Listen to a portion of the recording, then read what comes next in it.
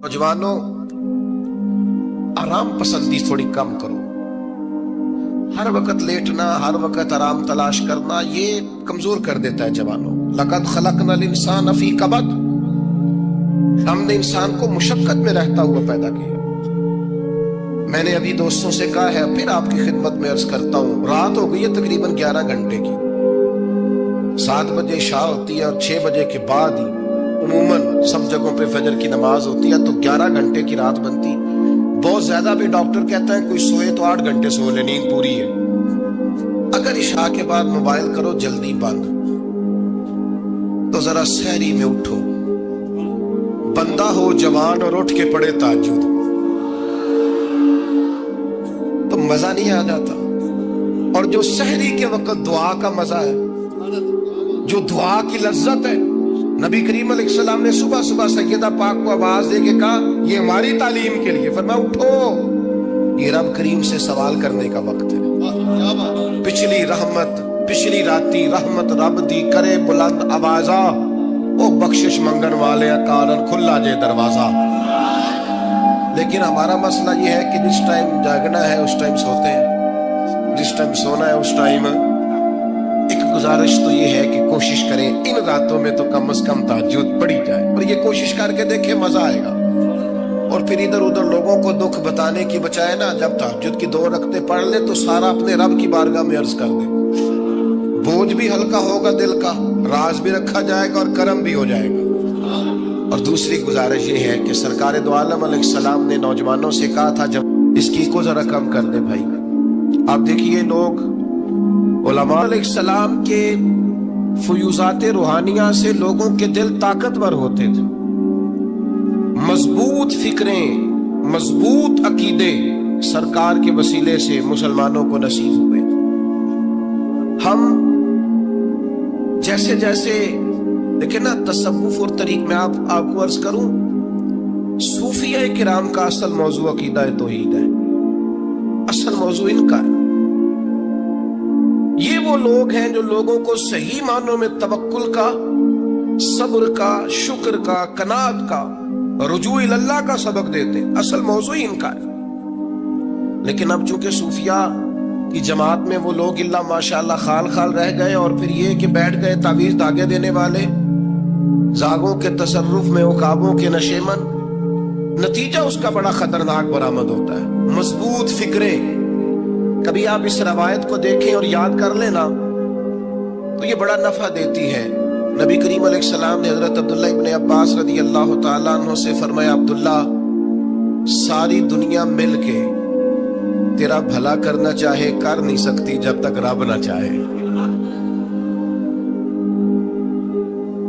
और फरमाया सारे दुनियादार मिल के तेरा कुछ बिगाड़ना चाहे बिगाड़ नहीं सकते जब तक रब ना छोड़ दे बेटा, जब तक अल्लाह ना चाहे।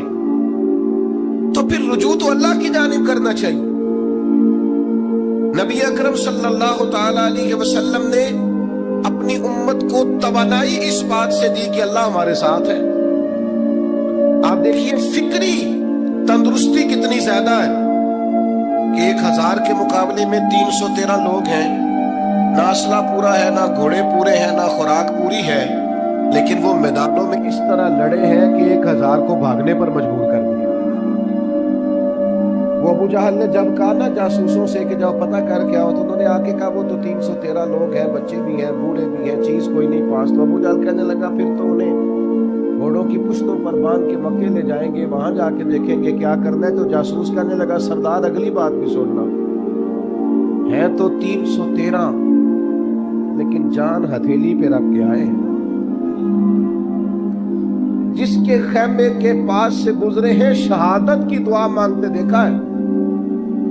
उनकी आंखों से चमकती हुई रोशनी और उनके लफ्जों से फूटता हुआ वलवला और उनकी आवाजों से निकलता हुआ दबदबा किसी जगह भी उन्हें कमजोर नहीं होने देता। उनके अंदर कहीं भी कोई कमजोरी नहीं आने देता। गरीबी का नाम लेके सारा सारा दिन परेशान होना, गरीबी का नाम लेके अपने आप को मजलूम साबित करके लोगों को मदद पर उकसाना, बंदा मोमिन का ये तरीका نہیں ہے, اپنی توجہ اللہ کی جانب کرے, نبی رحمت علیہ السلام کی بارگاہ میں استغاثہ پیش کرے. لیکن دنیا داروں کو مائل کرنا, لوگوں کی جیبوں کی طرف دیکھنا, یہ مومن کی شان گردن کو جھکا دیتا ہے خیرات کا پتھر. جہاں میں مانگنے والوں کے سر کبھی اونچے نہیں ہوتے, اور غیرت ہے بڑی چیز جہانے تگ و دو میں. بھائی آپ طاقتور بنے. دیکھیں نا, ایک نوجوان نے آ کے حضور کی بارگاہ عالی مرتبت میں عرض کیا تھا, یا رسول اللہ صلی اللہ علیہ وسلم غریب ہوں, کچھ دیجئے. حضرت جابر بن عبداللہ رضی اللہ تعالیٰ عنہ فرماتے ہیں, ہم نے حضور سے بڑا کچھ سنا, یہ لفظ نہیں, لفظ لا, یعنی میرے پاس نہیں ہے, یہ ہم نے حضور سے سنا ہی نہیں. ایسا کوئی محبوب کہیں ہوگا نہ کہیں ہے, بیٹھا ہے چٹائی پہ مگر عرش نشیں ہے, اور ملتا نہیں کونین کو کیا کیا تیرے در سے, بس ایک لفظ نہیں ہے جو تیرے لب پہ نہیں ہے. اور یہ فاضل بریلوی رحمت اللہ علیہ کا انداز بھی دیکھیے, کہتے ہیں واہ کیا جود و کرم ہے شہ بتہا تیرا. اور یہ ذرا دیکھیے شعری ذوق دیکھیے, واہ کیا جود و کرم ہے شہ بتہا تیرا, نہیں سنتا ہی نہیں, نہیں. کیا انداز ہے. اب یہ کیسی زبان ہے اور کیسا یہ محاورے کا استعمال ہے, جو شعری ذوق رکھتے ہیں وہ سمجھیں. کہتے ہیں نہیں سنتا ہی نہیں, کون مانگنے والا تیرا. یا رسول اللہ آپ سے مانگنے والا نہیں سنتا, حضور عطا کرتے. اور ایک جگہ پہ فرماتے ہیں, میرے کریم سے گر قطرہ کسی نے مانگا, دریا بہا دیے ہیں دربے بہا دیے. حضور تو دیتے, پر نوجوان نے جب آ کے عرض کی نا, یا رسول اللہ صلی اللہ علیہ وسلم کچھ دیجئے, وہ جوان ہو, چڑھتی جوانی ہو, اور پھر وہ سوال کرے. ہمارے ساتھ ایک دوست پڑھا کرتا تھا, یہ 3 مہینے کی چھٹیاں ہوتی تھی تو وہ مستریوں کے ساتھ مزدور لگ جاتا. ہم نے اسے کہا, یار تو مطلب 9th 10th کے اندر مزدوری کرنے جانا, تو کہتا سی یار میں قد میرا ایڈا بڑا ہے, ان ابا جی کو مانگ دیا شرم ہوگی. یہ سوچ نوجوانوں میں پیدا ہونی ضروری ہے. اب میں ابا جی سے مانگوں, مجھے تو دینا چاہیے. اس نے آ کے عرض کی, یا رسول اللہ صلی اللہ علیہ وسلم کچھ دیجئے. تو حضور فرمانے لگے, تیرے پاس کچھ بھی نہیں. اس نے کہا, ایک پیالہ ہے میرے پاس گھر میں اور ایک کمبل ہے. اتنا غریب بندہ ہے کوئی محفل میں جس کے گھر میں ایک ہی پیالہ ہو, ایک ہی کمبل ہو؟ کوئی بھی نہیں اتنے بڑے مجمع میں. لیکن اگر کوئی ہماری غریبی کا رونا پوچھے تو میرا خیال ہے ہر تیسرا بندہ دوسرا بندہ غریب ہے, اور بڑا ہی غریب ہے. ایک پیالہ ایک کمبل, کریم نے فرمایا لے کے آؤ. وہ لائے تو محبوب فرمانے لگے, کون خریدے گا؟ ایک نے کہا 1 دینار, ایک نے کہا 2 دینار. محبوب نے بولی لگوا دی, 2 دینار کا بیچ دیا. فرمایا جا 1 دینار کی روٹی لے جا. یہ نوجوانوں کو فکر دی کہ وہ انویسٹمنٹ میں تم نے ذات سے اپنے گھر سے لینی ہے. وہ 10-15 ہزار کا ٹھیلا بھی کسی سے نہیں کہنا تو لگا کے دے. جاؤ 1 دینار کا کھانا لے جاؤ, 1 دینار کا کلاڑا خرید کے لاؤ. صحابہ فرماتے ہیں وہ کلاڑا لایا, پر نصیب دیکھو اس کلاڑے میں دستہ نبی کریم نے اپنے دستے مبارک سے لگایا. فرمایا جا جنگل میں جا کے لکڑیاں کاٹ اور بیچ, کھا بھی اور کھلا بھی, پی بھی اور پلا بھی, 10 دن مجھے نظر نہ آنا. وہ یارو یہ کیا بات ہوئی؟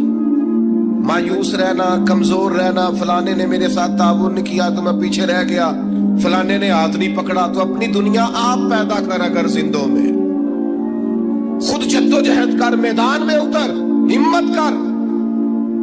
حضرت حسن بصری رحمت اللہ علیہ کے پاس ایک نوجوان نے آ کے عرض کی, حضور بس آج کے بعد میں نے کام نہیں کرنا. فرمایا تمہیں کیا ہوا ہے؟ کہنے لگا, آج میں نے عجیب منظر دیکھا ہے. میں نے دیکھا ہے کہ ایک شیر نے شکار کیا ہے بکرے کا, آدھا کھایا ہے, آدھا منہ میں پکڑ کے پہاڑی پہ چڑھ گیا. وہاں ایک نابینا لومڑی بیٹھی تھی, باقی کا اس نے اسے کھلایا ہے. تو حضور میں یہ سمجھ گیا ہوں کہ جو رب اس نابینا لومڑی کے لیے بندوبست کرتا میرے لیے بھی کرے گا، لہذا میں نے کام نہیں کرنا۔ حضرت حسن بصری بڑا مسکرائے، فرمانے لگے کہانی میں کردار تو نے دو دیکھے، ایک شیر ایک لومڑی۔ فرمانے لگے کیا بات ہے تیری، تو نے لومڑی بننے کا پروگرام بنایا، شیر بننے کا کیوں نہیں بنایا؟ تو شیر بننا، شکار کر، خود بھی کھا دوسروں کو بھی کھلا، یہ کیا بات ہوئی؟ امت کے جوان فائلیں لیے دفتروں کے چکر لگاتے اور اپنی بغل میں کاغذات لیے امبیسیوں کے پھیرے کاٹتے اور ایجنٹوں سے سوال کرتے کہ مجھے ملک سے باہر جانا ہے، کیا طریقہ ہے؟ یہاں رہ کے بھی محنت ہو سکتی ہے، اپنی مٹی پہ چلنے کا سلیقہ سیکھو، سنگ مرمر پہ چلو گے تو پھسل جاؤ گے۔ دوستو سنو، میرے کریم نے فرمایا جا لکڑیاں، ایک پیشہ برا ہے میرے بھائیوں، ایک پیشہ وہ ہے کسی کے آگے ہاتھ پھیلانا۔ باقی دنیا میں کوئی پیشہ برا جو ٹھیلا لگاتا ہے اور مالٹے بیچتا ہے اور سیب بیچتا ہے، بڑا عزت والا آدمی، یہ شارٹ کٹ چھوڑ دو، دوسروں پہ بھروسہ کرنا چھوڑ دو۔ وہ شاعر ایک بیٹھا تھا نا، شاعر مجھ سے ناراض نہ ہو جائیں، تو کئی دفعہ وہ شعر و شاعری میں بھی ان کی حالت بڑی خستہ ہو جاتی ہے۔ جن دنوں لوگ پتلے کپڑے پہنتے ہیں، بعض شاعروں نے ان دنوں میں بھی موٹی چادر لی ہوئی ہوتی ہے۔ تو ایک جگہ بیچارہ بیٹھا تھا کونے میں، اللہ ماشاءاللہ سب کی بات نہیں، تو حالت ایسی خستہ تھی، ایک بندہ 5 روپے پھینک گیا، تھا خوددار، بڑی تکلیف کو اٹھا اپنے پیسے، تو اس نے کہا آپ کی حالت بتا رہی ہے، آپ کو ضرورت ہے؟ اس نے کہا ضرورت پڑی تو اللہ رسول سے مانگوں گا، تیرے سے کیوں مانگوں گا؟ شعر بڑا قیمتی کہا، اس نے کہا یہ آرزوئے کرم اور میں آپ سے کروں، یہ آرزوئے کرم اور میں آپ سے کروں، یہ بھیک اس کو دیجئے جس کا خدا نہ ہو۔ میں تو وارث ہے میرے اللہ رسول، میں کو لاوارث ہوں کہ تیرے سے مانگتا پھروں؟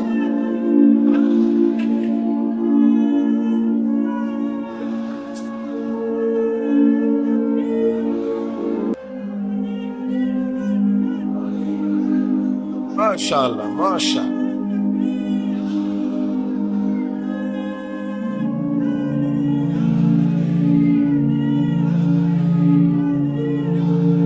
بس ہم سمجھے ہماری قیمت وصول ہو گئی، اگر خودداری پر نوجوان نعرے لگانے لگ گئے تو پھر تو بات بن گئی، لگتا ہے محنت کا ارادہ بن گیا ہے، انشاءاللہ تعالی کشکول ٹوٹنے کا ٹائم آ گیا ہے، کرم کی برکھا برسے گی، یہی ملت کا جوان قیادت کرے گا۔ اور یاد رکھنا، ہمیشہ قیادتیں غریبوں کے بچوں نے کی، جنہوں نے آدھی قیمت پہ کتابیں لے کے پڑھی ہیں، بڑی ڈگریاں انہوں نے حاصل کی۔ یہ کمزور نہ پڑھو، نبی پاک داعی اللہ ہے، حضور نے جگایا ہے، 15 دن نظر نہ آنا، مزدوری کر۔ وہ نوجوان 15 دنوں کے بعد آیا، اب تیرا حال کیا ہے؟ اس نے کہا حضور پہلے ایک پیالہ تھا نا، اب سارے گھر کے برتن بن گئے، پہلے ایک بستر تھا، اب سارے گھر کے بستر۔ اور نوجوانوں، ہم نے سہارا بننا ہے، ماں سے کہنا ہے اب تو نے آنسو نہیں بہانے، تیرا پتر بڑا ہو گیا ہے، بہن سے کہنا ہے اب تو کبھی پریشان نہیں ہوگی، تیرا بھائی بڑا ہو گیا ہے، بوڑھے باپ کے پاس بیٹھ کے کہنا ابا جی بس اب آنسو پوچھ دو، آج کے بعد پریشان نہیں ہونا، پتر جوان ہے۔ اپنی بیوی سے، بچوں سے کہنا کہ کسی خواہشات پوری کرنے کے لیے تمہیں دیر تک انتظار نہیں کرنا پڑے گا، ہم میدان میں ہیں، بس اپنی مٹی پہ چلنے کا سلیقہ سیکھو، سنگ مرمر پہ چلو گے تو پھسل جاؤ گے۔ نبی پاک نے محنت کو سپورٹ کیا ہے، مشقت کو سپورٹ کیا۔ حضور علیہ السلام نے فرمایا سب سے بہترین کمائی وہ ہے جو تو اپنے 2 ہاتھوں سے محنت کر کے کھاتا ہے۔ فرمایا اللہ کے نبی حضرت داؤد علیہ السلام محنت کر کے کمایا کرتے، سنگیوں کام کرنا۔ اور دوسری بات، بھروسہ اللہ رسول پہ، بھروسہ۔ ادھر دیکھو میری طرف، دنیا داروں سے امیدیں لگا لیتے ہو بہت زیادہ، دنیا دار بندے بیچارے کمزور ہوتے ہیں۔ یہ الیکشن کے دن تھے، گزشتہ سے پیوستہ الیکشن جو گزرا ہے، تمہارا میرا ایک پیار والا دوست بھی ایک کیمپ بننے کی امیدوار کا بڑا ووٹر سپورٹر تھا، یہاں اس نے اس کا بیج فوٹو والا لگایا ہوا تھا. میں رات کو دیر سے جلسے سے لوٹ رہا تھا تو وہ کھڑا تھا باہر اور اندر امیدوار صاحب تقریر کر رہے تھے. میں نے کہا ادھر آ. وہ آ گیا. میں نے کہا تو بڑا ووٹر سپورٹر ہے, جا تقریر سن جا کے. تیرا لیڈر تقریر کر رہا ہے تو باہر گھوم رہا ہے. کہتا ہے پیر صاحب جھوٹ پہ ماردا جے سارے, جھوٹ بول رہا ہے, کرنا کرانا کچھ نہیں. تو میں کہ یار جی ایڈے پکے ووٹر سپورٹر تو بھی پتا ہے کہ جھوٹ پہ ماردا ہے, تو ہم تو ویسے ہی سپورٹر نہیں ہیں. ہم نے تو کی محبت تو سیاست کا چلن چھوڑ دیا. ہم اگر عشق نہ کرتے تو حکومت کرتے. او بھائی جب پکے ووٹر سپورٹروں کو امیدیں نہیں ہیں تو آپ کن سے امیدیں لگائے بیٹھے ہیں؟ آپ جدوجہد کریں اور امیدیں اللہ رسول سے. نبی پاک علیہ السلام نے فرمایا جو رب پہ بھروسہ کرے گا اللہ کی رحمت اس کی کفایت کرے. وَمَن يَتَوَكَّلْ عَلَى اللَّهِ فَهُوَ حَسْبُهُ, وہ اللہ پہ بھروسہ کرے گا اللہ اس کے لیے کافی ہو جائے گا. ادھر دیکھو یار موبائلوں والے دوستوں, بات سنو. گھبراہٹ نہیں, ٹینشن نہیں, انزائٹی نہیں, ڈپریشن نہیں. مومن اور ڈپریشن, مومن اور انزائٹی, مومن اور ٹینشن. وہ جی مجھے پتا نہیں مجھے کیا ہو رہا ہے, جی مجھے خوف آتا ہے. آپ کو خوف آتا ہے مومن ہو کے؟ آپ کو یہ کرونا کے دن تھے تو مجھے لے گئے ایک سرکاری ہاسپٹل میں, آپ کچھ یہاں بات کریں, لوگوں کو حوصلہ دیں. تو ایک ڈاکٹر صاحب مجھ سے کہنے لگے جی مجھے نہ تنگ جگہ بڑی گھٹن ہوتی ہے, تو موت سے بڑا ڈر آتا ہے, قبر تو بڑی تنگ ہوتی ہے. میں نے کہا ڈاکٹر صاحب کچھ بھی نہیں. کہنے لگے سانس ہی نہیں آتا, چاروں جانب سے بند ہے. تو میں نے کہا بچہ بھی تو ماں کے پیٹ میں سانس لیتا ہے نا. آپ نے تو سبحان اللہ کہا. وہ ڈاکٹر تھے, انہوں نے نہیں کہا. وہ کہنے لگی جو تے اماں لئی دی صاحب. ہنستے نہیں جی, باتیں ہنسنے کو نہیں سنا رہا, میں فکری باتیں کر رہا ہوں. کہا وہ تو اماں آکسیجن لیتی ہے تو بچے کو جاتی ہے. تو میں نے کہا چلے ڈاکٹر صاحب وہ جو انڈے سے بچہ نکلتا ہے اس کے تو چاروں جانوں کوئی صورت نہیں ہوتی سانس کی. تو مجھے کہنے لگے آپ کہنا کیا چاہتے ہیں؟ میں نے کہا میں یہ کہنا چاہتا ہوں قبر کی دو حالتیں ہیں. قبر دوزخ کے گڑھوں میں سے گڑھا بھی ہے اور جنت کے باغوں میں سے باغ بھی ہے.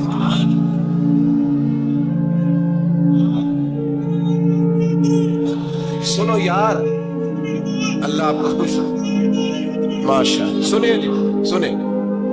میں نے کہا اگر کسی کا یہ ذہن بن جائے کہ مرنے کے بعد میں نے باغ میں جانا ہے, ایک منٹ کے لیے سوچو نا یار.